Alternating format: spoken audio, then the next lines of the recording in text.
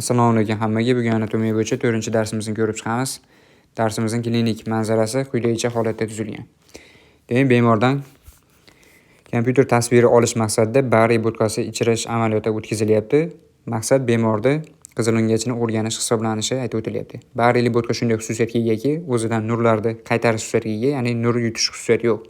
Shuning hisobiga tasvirlashda oson ko'rish imkonini beradi. Bemor 43 yoshda ayol kishi. Bemorga avval 2 tabaqali klapan stenozi, ya'ni torayish stenozi qo'yilgan. Va bemorda so'nggi 3 oy davomida yutishdagi qiyinchiliklar qayd etib o'tilyapti. Tasvirlar shuni ko'rsatyaptiki, bemor qizilo'ngachining o'rta sohasi tashqi tomondan qandaydir tuzilma uni qizilo'ngachini ezayotganligi aytib o'tilyapti. Va buni radiologiya mutaxassis yurak qismi ekanligini aytib sizga javob qaytaryapti. Shu holatda yurakning qaysi strukturasi bemordagi abnormal topilma uchun xos ekanligini va bu narsa bemorda holatiga qanday qilib ta'sir ko'rsatgan ekanligini bemorga tushuntirishingiz kerak bo'ladi. Bugun darsimiz qon aylanish sistemasining markaziy a'zosi hisoblangan yurak anatomiyasiga bag'ishlanadi.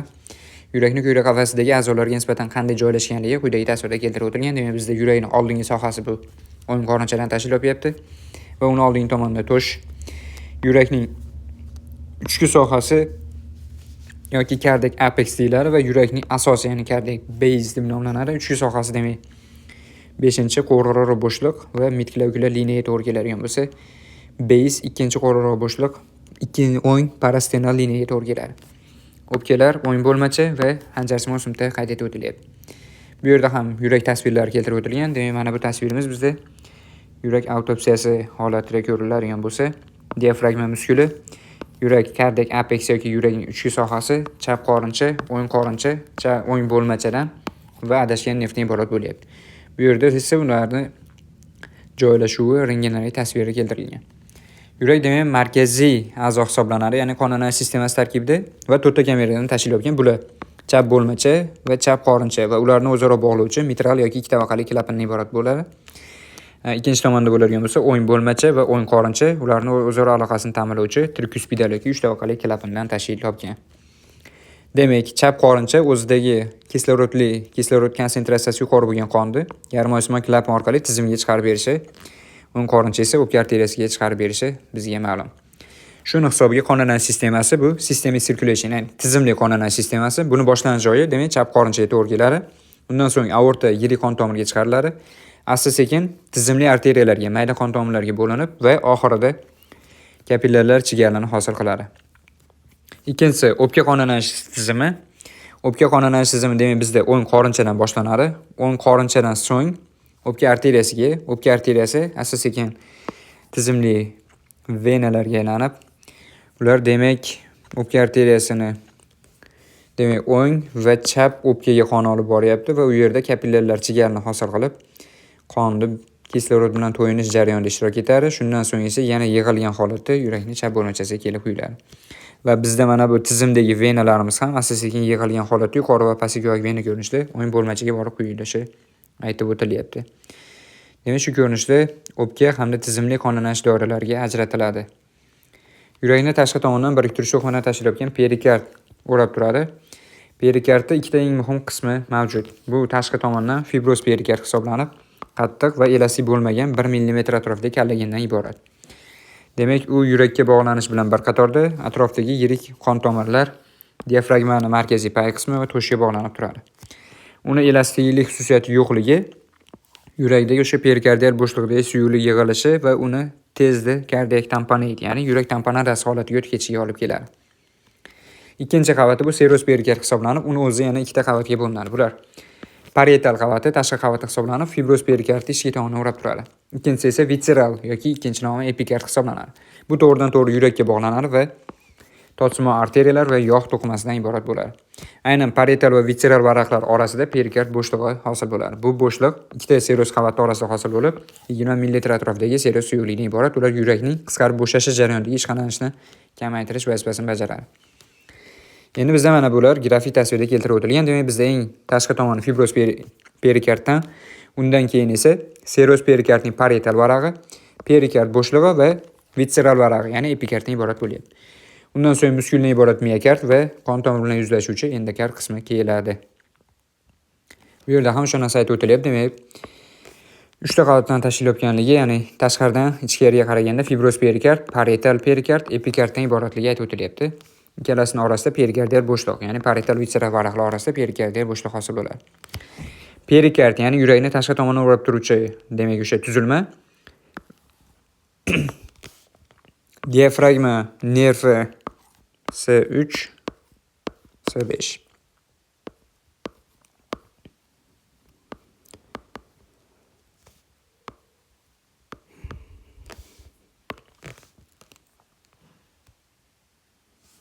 Diafragma nervi orqali innervatsiya oladi. Shuni hisobiga qachonki perikard bo'shlig'ida yallig'lanish jarayoni sodir bo'lsa, undagi og'riq bemorning bo'yin sohasiga, qo'llariga bir yoki ikkita yelkasiga tarqaydi va ko'pincha chap tomondan sodir bo'ladi. Perikardit demak perikard bo'shlig'idagi yallig'lanish jarayoni hisoblanadi. Demak perikard innervatsiyasi va og'riqning tarqalishi. Demak diafragma nervi bo'yin nervining 3-5 tarmog'i hisoblanib, fibroz perikardga nisbatan lateral sohada tushib keladi. Demak, qachonki perikard bo'shlig'ida yallig'lanish, ya'ni o'sha perikardit holat yuzaga keladigan bo'lsa, og'riq ipsilateral, ya'ni o'sha tomondagi yelka sohasiga yoki bo'yinga tarqalishi aytib o'tilyapti. Keyingi klinik holat bu bizda yurak tamponadasi, bu shoshilinch holat hisoblanadi. Qachonki parietal va visceral varaqlar oralig'ida qon yoki effuziya ko'rinishida suyuqlik yig'ilishi natijasida yuzaga keladi.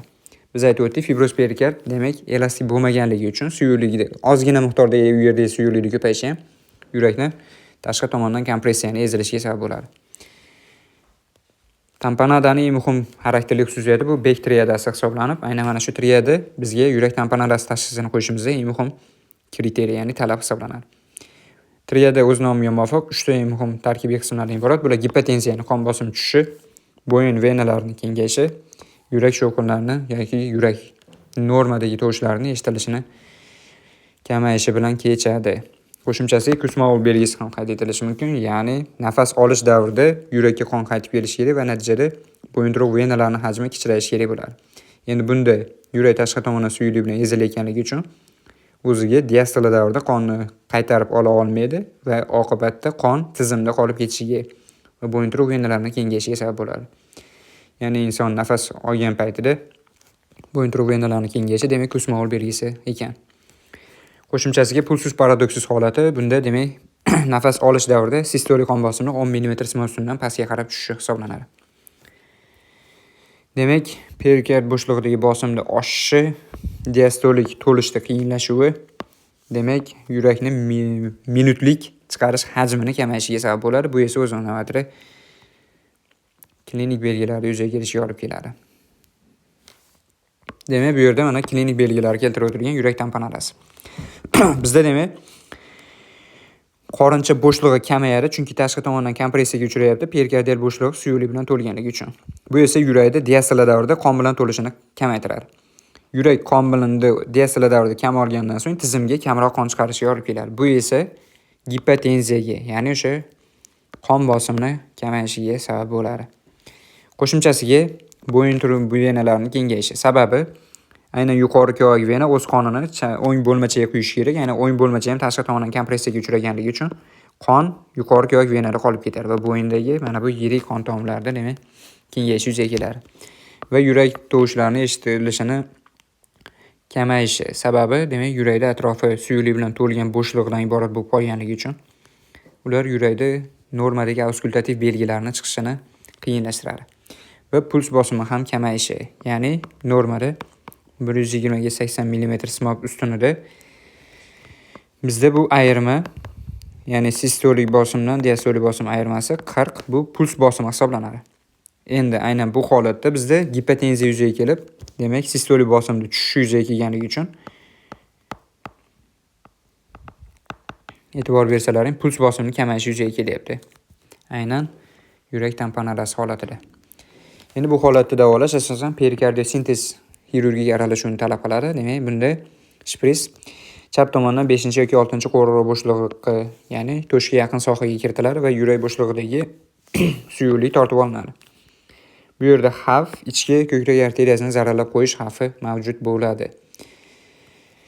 Demak, bizda keltirib o'tilgan mana bu omro chizig'i va undan mitkilokulyar liniya sohasidan aynan Hanjarsimon o'simta sohasiga mana bu yo'nalishda chiziq o'tkazadigan bo'lsak, aynan 5-6 qo'rg'oroq bo'shliq sohasiga to'g'ri keluvchi mana bu sohalar bizda potensial ehtimoliy perikardiosintez amaliyotini bajarish uchun joylar hisoblanadi. Shpris demak 40-45 gradus burchak ostida kiritilishi aytib o'tilyapti.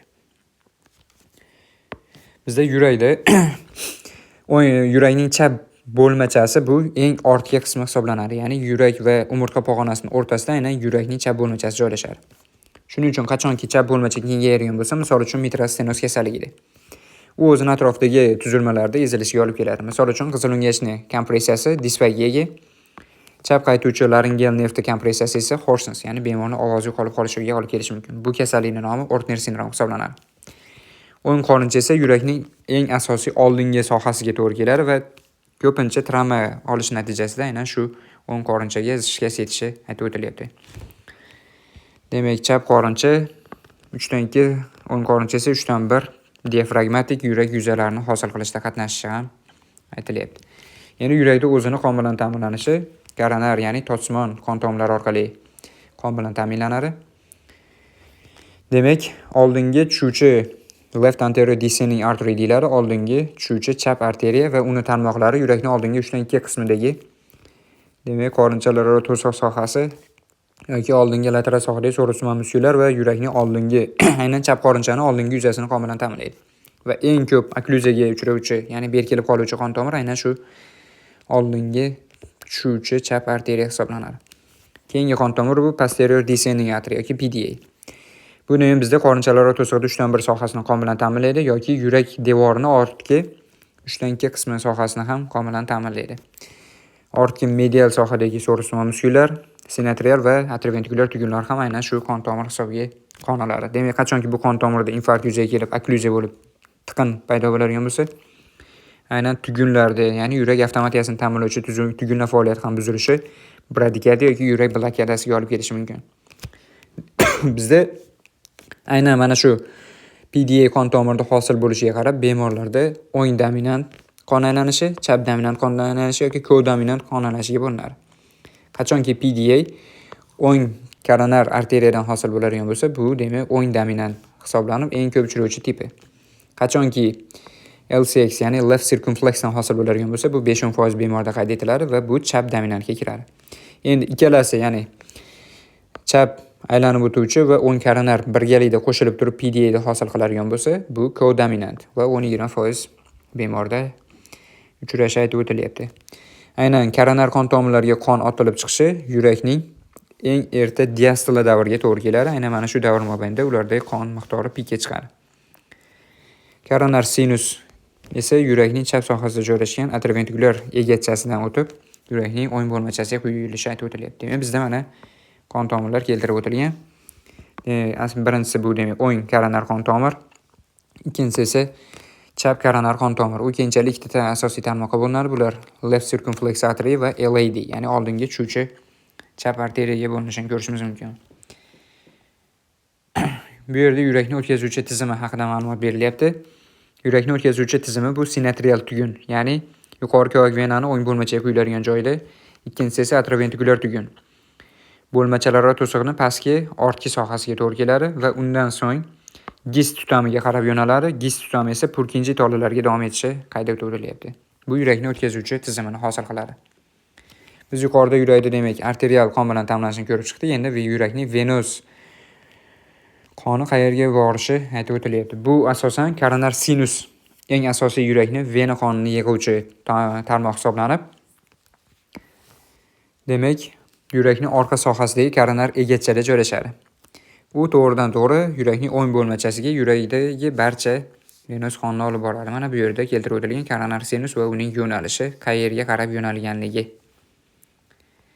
Sinoatrial tugun organizmda pacemaker, ya'ni ritm yetaklovchi hisoblanib, u yuqori ko'rak vena va o'ng bo'lmachani quyilish sohasiga ochilishi aytib o'tilyapti. Va bir qancha qo'shimcha traktlardan iborat. Bular oldingi, o'rta va ortki traktlardan tashkil topgan va ular impulsni sinoatrial tugundan atrioventrikulyar tugunga qarab uzatadi. Qo'shimchasiga Bachmann tutami ham mavjud. Bachmann tutami demak sinoatrial tugundan chap bo'lmachaga qarab impuls olib boruvchi tugun hisoblanadi.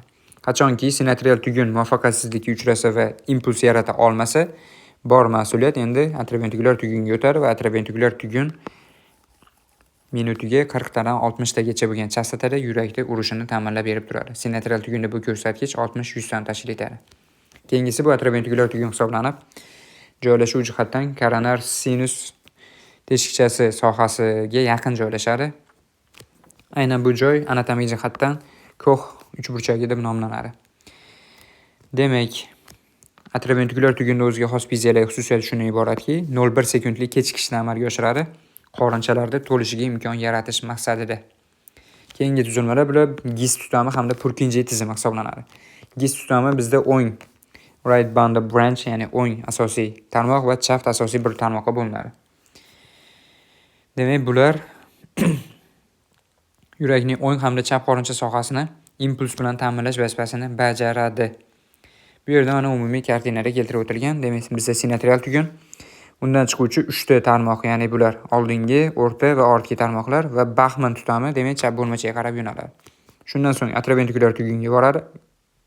Atrofventrikulyar tugun gis tutamiga, gis tutami keyinchalik o'ng va chap asosiy shoxlarga ajraydi.